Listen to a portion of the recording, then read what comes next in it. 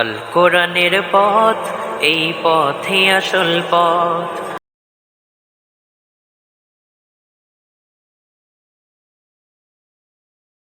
ইন্নাল হামদুলিল্লাহ ওয়াসসালাতু ওয়াসসালামু আলা রাসূলিল্লাহ। কাছের ও দূরের, দেশের ও প্রবাসের ভাই বোন সকলকে স্বাগত জানাচ্ছি তাফসিরে কাসিমি সংক্ষিপ্ত তাফসির। আমরা সূরা আলে ইমরানের শুরু থেকে আজকের আলোচনা শুরু করব ইনশাআল্লাহ 109 নং পর্বে। তো এই সূরা আলে ইমরান, এই ইমরান শব্দটি সূরা আলে ইমরানের ভিতরে দুইবার আসছে। এক হলো 33 নং আয়াতে, আর একটা হচ্ছে 35 নং আয়াতে।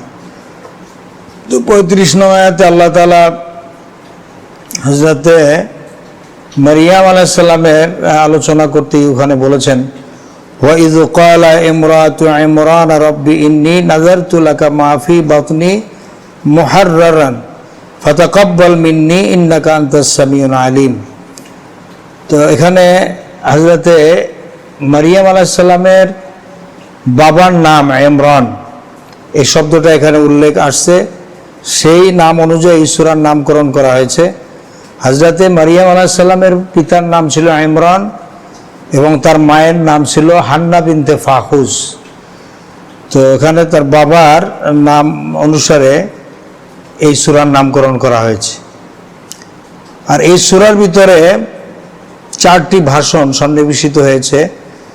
প্রথম ভাষণ হচ্ছে সূরার শুরু থেকে 4র্থ রুকুর প্রথম 2 আয়াত পর্যন্ত, যেখানে বদর যুদ্ধের পরবর্তীকালেই নাজিল হয়েছে। দ্বিতীয় ভাষণ শুরু হয়েছে আল্লাহ আদম আলাইহিস সালাম, নূহ আলাইহিস সালাম এবং হযরত ইব্রাহিম আলাইহিস সালাম এবং ইমরানকে সমগ্র দুনিয়াবাসীদের উপরে উত্তম বলে আল্লাহ তাআলা রিসালাতের দায়িত্ব পালনের জন্য মনোনীত করেছেন।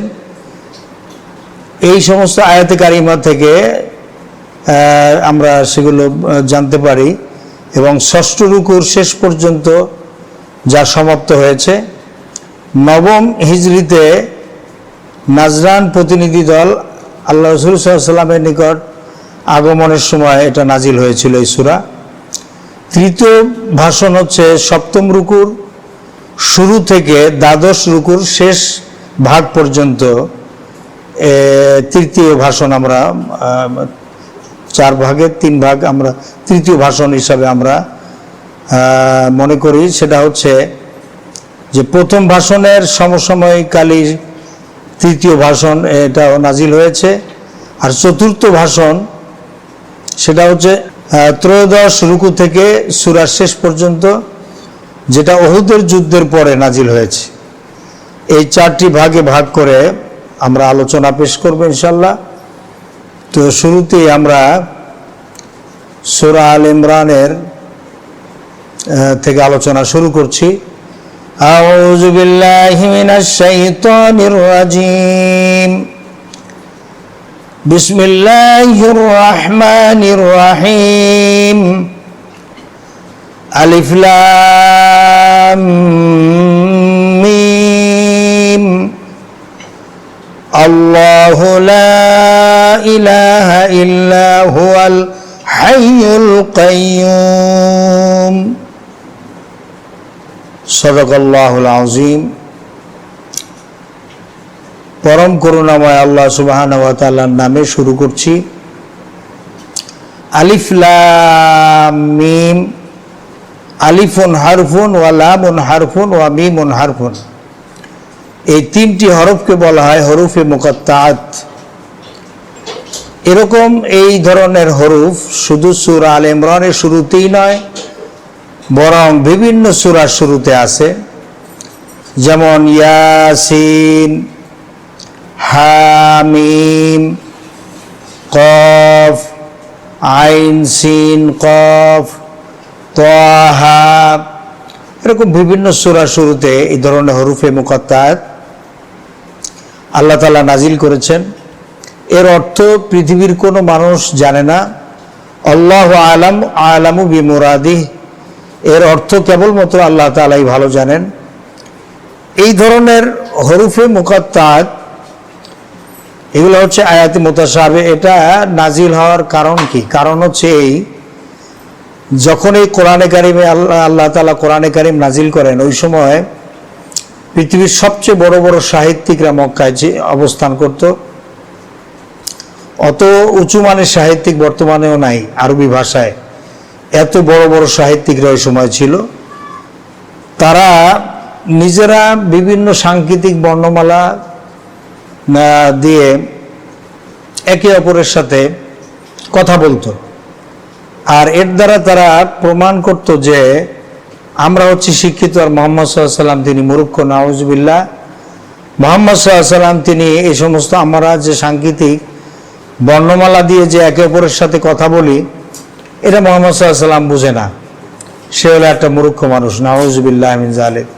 তা আল্লাহ তাআলা ওদের এই ধ্যান ধারণা, এই চিন্তা এবং এই কথার মোকাবেলায় আল্লাহ তাআলা এই আয়াতে কারিমা, এই আয়াতে মুতাশাবিহা বা হরুফে মুকাত্তাত আল্লাহ তাআলা নাজিল করে চ্যালেঞ্জ ছুড়ে দিলেন গোটা পৃথিবীর সমস্ত সাহিত্যিকদের সামনে যে আমি মুহাম্মদ সাল্লাল্লাহু আলাইহি ওয়াসাল্লামের সাথে, আমার বান্দা, আমার প্রিয় নবী মুহাম্মদ সাল্লাল্লাহু আলাইহি ওয়াসাল্লামের সাথে সাংকেতিক বর্ণমালা দিয়ে আমি কথা বলবো, যেটা আমি বুঝি এবং আমার নবী বুঝবে, তোমাদের কারো বোঝার কোনো ক্ষমতা নাই।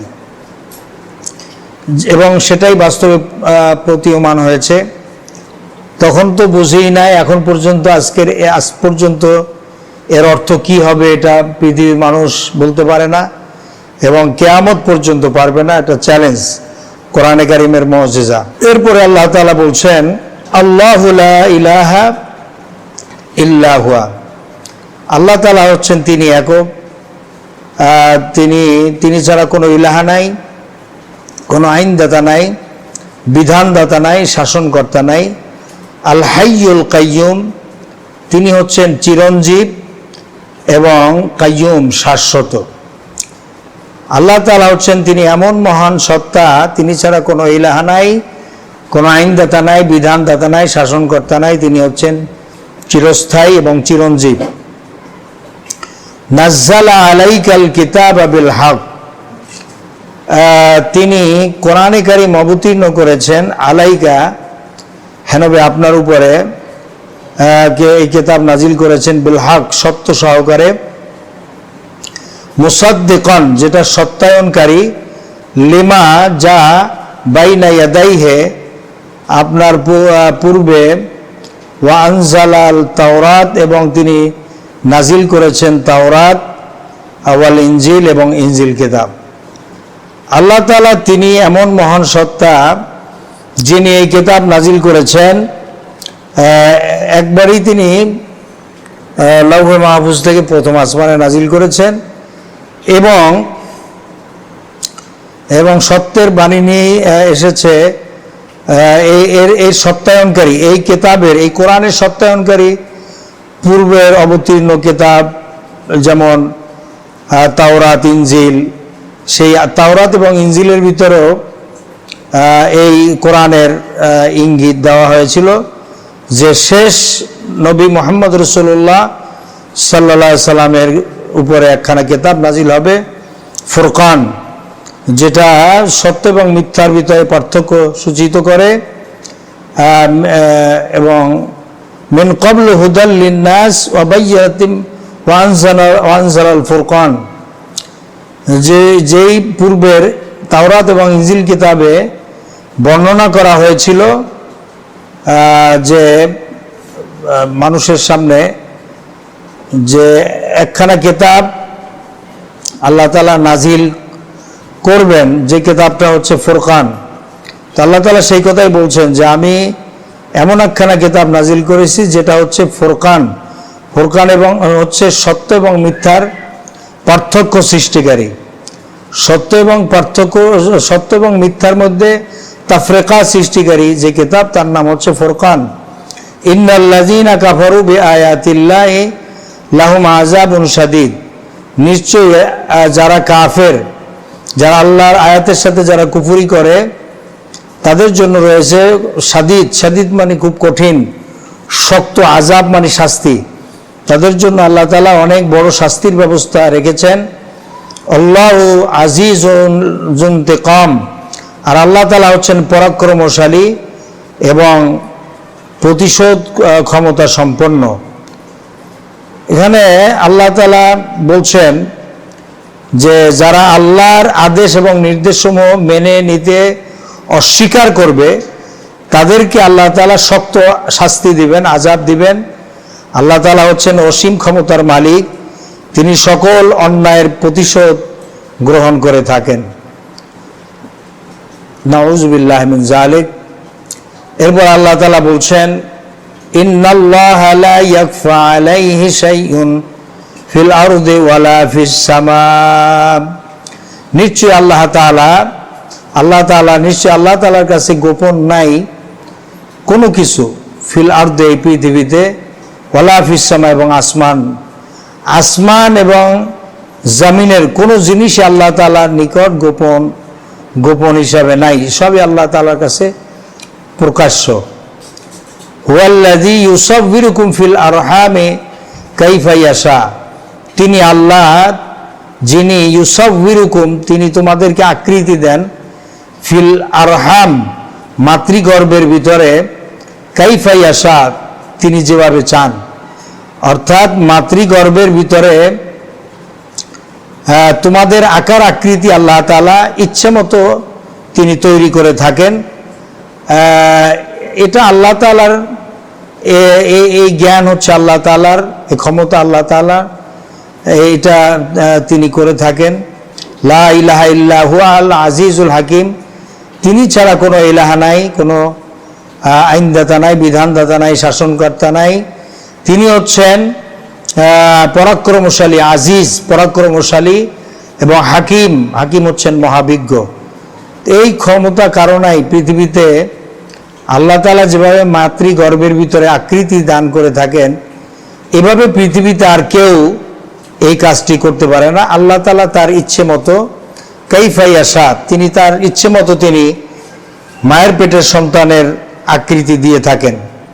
হুয়াল্লাযী আনজালা আলাইকাল কিতাবা মিনহু আয়াতুম মুহকামাত, তিনি আল্লাহ যিনি নাজিল করেছেন আপনার নিকট, হে নবী আপনার নিকটে এমন একখানা কিতাব, যেই কিতাবের ভিতরে অনেক আয়াত আছে যেগুলি মুহকামাত, যেটা হচ্ছে সুস্পষ্ট। এবং সেই কিতাবকে আল্লাহ তাআলা বলছেন হুন্না উম্মুল কিতাব, সেই কিতাব হচ্ছে যেগুলা আয়াতে মুহকামাত, সেই আয়াতটা হচ্ছে উম্মুল কিতাব, অর্থাৎ এটা হচ্ছে কিতাবের ভিতরে মূল বিষয়বস্তু।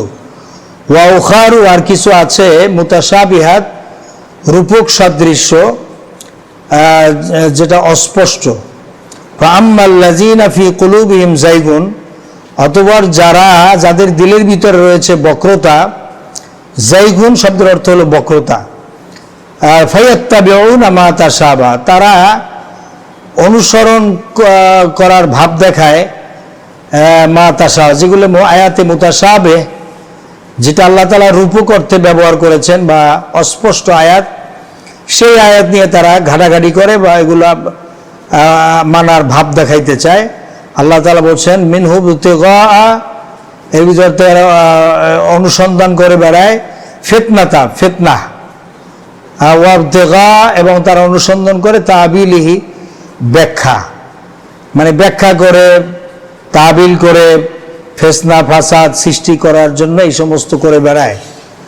আল্লাহ তাআলা বলছেন ওয়ামা ইয়ালামু তাবিলাহু ইল্লাল্লাহ, আসলে ওই যে আয়াতে মুতাশাবিহা বা যে সমস্ত রূপক অর্থে আল্লাহ তাআলা যে আয়াতগুলো ব্যবহার করেছেন, বর্ণনা করেছেন, এই আয়াতগুলির ব্যাখ্যা কেবলমাত্র আল্লাহ তাআলাই ভালো জানেন। ওয়ামা ইয়ালামু তাবিলাহু ইল্লাল্লাহ, আল্লাহ ছাড়া কেউ জানে না। আল্লাহ তাআলাই তিনি ওই আয়াতে মুতাশাবিহা, সেই আয়াতে মুতাশাবিহার অর্থ আল্লাহ তাআলাই ভালো জানেন। ওয়ার রাসিখুনা ফিল ইলমে, আর যারা জ্ঞানে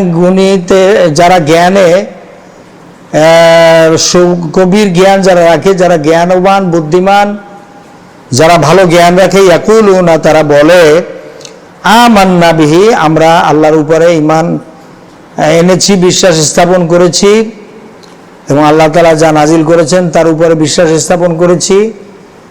কুল্লু মিন ইনদা রাব্বি, আল্লাহর পক্ষ থেকে যা আসছে সব কিছুই আমরা বিশ্বাস করি। ওমা ইয়াযাক্কারু ইল্লা উলুল আলবাব, আল্লাহ তাআলা বলছেন যারা জ্ঞানী লোক তারাই কেবলমাত্র এই কোরআনে কারীম থেকে শিক্ষা নেয়, শিক্ষা গ্রহণ করে। আল্লাহু আকবার। সুতরাং যারা মূর্খ বা যারা মুনাফিক ধরনের লোক, এরাই কেবলমাত্র বক্র আয়াত অর্থাৎ অস্পষ্ট আয়াতে কারিমা নিয়ে তারা ব্যাখ্যা বিশ্লেষণ করার চেষ্টা করে। তারপরে সেখান থেকে তারা বিভিন্ন রকমের তাবিল করার চেষ্টা করে বিভিন্ন কিছু। কিন্তু যারা প্রকৃত জ্ঞানবান, প্রকৃত বুদ্ধিমান, তারা বলে যে আমরা আল্লাহর কোরআনের সব আয়াতই বিশ্বাস করি এবং উম্মুল কিতাব যেটা স্পষ্ট আয়াত, এর থেকে এরা শিক্ষা গ্রহণ করে এবং এরা সেই কোরআনের আয়াতগুলি মেনে জীবন, সমাজ, রাষ্ট্র পরিচালনার চেষ্টা করে। আল্লাহ তাআলা বলছেন এরাই হলো প্রকৃত সফল কাম। আল্লাহ তাআলা আমাদেরকেও সেই লোকদের শামিল করে নিন, আমিন। আসসালামু আলাইকুম ওয়া রাহমাতুল্লাহি তাআলা ওয়া বারাকাতুহু। অন্য পথে অন্য মতে নেই যে রহমত, আল কোরআনের পথ এই পথই আসল পথ, আল কোরআনের পথ এই পথই আসল পথ।